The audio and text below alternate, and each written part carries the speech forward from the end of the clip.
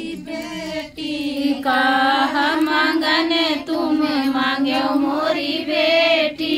मांगे का सिंदूराया मारे करो माई मांगे के सिंदूराया मारे करो माई। धीरे धीरे पैर दबायो मोरी बेटी धीरे धीरे पैर दबायो मोरी बेटी। कहा मांगन तुम मांगे मोरी बेटी कहा मांगन तुम्हें मांगे मोरी बेटी। माथे कई बिंदिया मारे करो माई माथे की बिंदिया मारे करो माई। धीरे धीरे पैर दबायो मोरी बेटी धीरे धीरे पैर दबायो मोरी बेटी। कहा मांगन तुम मांगो मोरी बेटी कहा मांगन तुम्हें मांगो मोरी बेटी। हाथ कई चूड़िया बारे करो माई हाथ की चूड़िया मारे करो माई। धीरे धीरे पैर दबायो मोरी बेटी धीरे धीरे पैर दबायो मोरी बेटी। कहा मांगन तुम मांगो मोरी बेटी कहा मांगन तुम्हें मांगो मोरी बेटी। मोर गोदी कलल नया बार करो माई गोदी का ललनाया मारे करो माई। धीरे धीरे पैर दबायो मोरी बेटी धीरे धीरे पैर दबायो मोरी बेटी। कहा मांगन तुम मांगो मोरी बेटी कहा मांगन तुम मांगो मोरी बेटी। कहा महाउर अंबार करो माई पाँव का महाउर मारे करो माई। धीरे धीरे पैर दबायो मोरी बेटी धीरे धीरे पैर दबायो मोरी बेटी। कहा मांगन तुम मांगो मोरी बेटी कहा मांगन तुम मांगो मोरी बेटी। सिर के चुनरिया बार करो माई सिर के चुनरिया मार करो माई।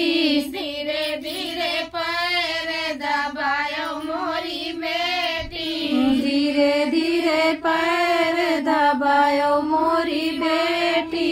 मैया जी से मांगो विदाई हो घर जाई के बेरिया मैया जी से मांगो विदाई हो घर जाई के बेरिया।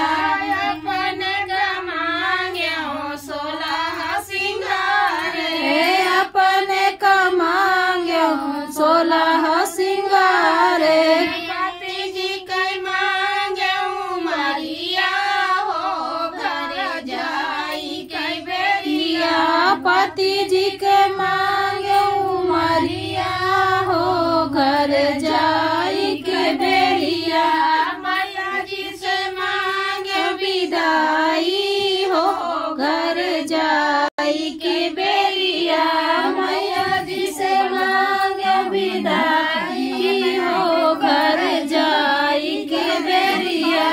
बउआ का मांगो 16 सिंगार बहुआ का मांगो 16 सिंगारे। बेटा जी के मांगो मरिया हो घर जाई के बेरिया बेटा जी के